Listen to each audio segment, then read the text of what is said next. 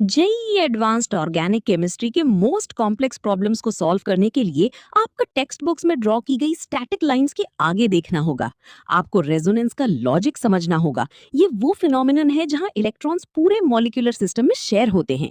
बहुत सी chemical species में pi bonds या लोन पेयर्स होते हैं जिन्हें एक सिंगल लोएस्ट स्ट्रक्चर से एक्यूरेटली डिस्क्राइब नहीं किया जा सकता। एक रिजिड ड्राइंग सिंपली चार्ज की ट्रू डिस्ट्रीब्यूशन को कैप्चर नहीं कर सकती। एक्यूरेट स्ट्रक्चर फाइंड करने के लिए हमें सेवरल कंट्रीब्यूटिंग फॉर्म्स को देखना होता है और उन्हें एक साथ एवरेज करना होता है। इसका रिजल्ट रेजोनेंस हाइब्रिड होता है, एक सिंगल वेल डिफाइंड ज्योमेट्री जो मॉलिक्यूल की स्टेबल रियलिटी को रिप्रेजेंट करती है। ये डायग्राम बेंजीन दिखाता है। केक्यूले स्ट्रक्चर्स ऑल्टरनेटिंग सिंगल और डबल बॉन्ड सजेस्ट करते हैं, लेकिन हाइब्रिड स्ट्रक्चर्स वी और वीआई दिखाते हैं कि इलेक्ट्रॉन्स एक परफेक्ट स्टेबलाइज्ड रिंग में डीलोकलाइज हो गए हैं। इन इलेक्ट्रॉन्स को स्प्रेड करने से पोटेंशियल एनर्जी कम होती है, जिससे बेंजीन को लगभग 150 किलो जूल्स पर मोल की रेजोनेंस एनर्जी मिलती है। एक कॉमन मिस्टेक ये सोचना है कि ये कैनोनिकल फॉर्म्स फिजिकल इक्विलिब्रियम में रियल एंटिटीज हैं जो आगे पीछे शिफ्ट होती हैं। ये नहीं है, ये बस केमिस्ट्स द्वारा यूज किए जाने वाले थियोरेटिकल टूल्स हैं। हाइब्रिड डिफरेंट स्टेट्स का मिक्सचर नहीं है, ये कांस्टेंट लोअर एनर्जी स्टेट है जो मॉलिक्यूल की ट्रू प्रॉपर्टीज को डिफाइन करती है। इन स्ट्रक्चर्स को मैनिपुलेट करने के लिए 3 नॉन नेगोशिएबल रूल्स को फॉलो करना पड़ता है। सिर्फ पाई इलेक्ट्रॉन्स या लोन पेयर्स को मूव करें, कभी भी सिंगल सिग्मा बॉन्ड को ना तोड़ें और हमेशा ऑक्टेट रूल को ओबे करें। इस एसिटेट आयन को देखिए, एक lone pair double bond form करता है कार्बन का ऑक्टेट मेंटेन रखने के लिए एग्जिस्टिंग पाई बॉन्ड को तोड़ते हुए।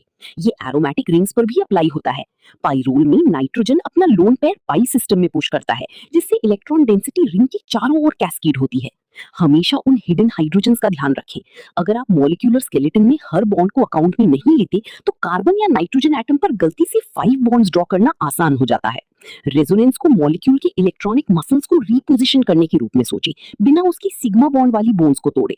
एक पाई सिस्टम से जुड़े फंक्शनल ग्रुप्स ये डिक्टेट करते हैं कि ये इलेक्ट्रॉन्स कैसे फ्लो करेंगे, या तो रिंग को डेंसिटी डोनेट करके या उसे विड्रॉ करके। ये चार्ट इफेक्ट्स को कैटेगराइज करता है। प्लस एम ग्रुप्स ऐसी डोनर्स होती हैं जिनके पास OH या NH2 जैसा लोन पेयर होता है जो कॉन्जुगेटेड सिस्टम में पुश करती हैं। Minus M groups density withdraw करते हैं, उनमें NO2 जैसे मल्टीपल बॉन्ड में इलेक्ट्रोनेगेटिव एटम होता है जो इलेक्ट्रॉन्स एक्सेप्ट करता है।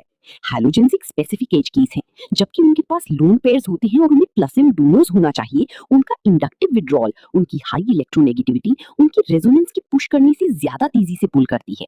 एक बार जब आप किसी ग्रुप को प्लस एम या माइनस एम के रूप में आइडेंटिफाई कर लेते हैं, तो आप एग्जैक्टली मैप आउट कर सकते हैं कि मॉलिक्यूल के कौन से पार्ट्स इलेक्ट्रॉन रिच हैं और वो अटैक के लिए कहाँ वल्नरेबल होगा।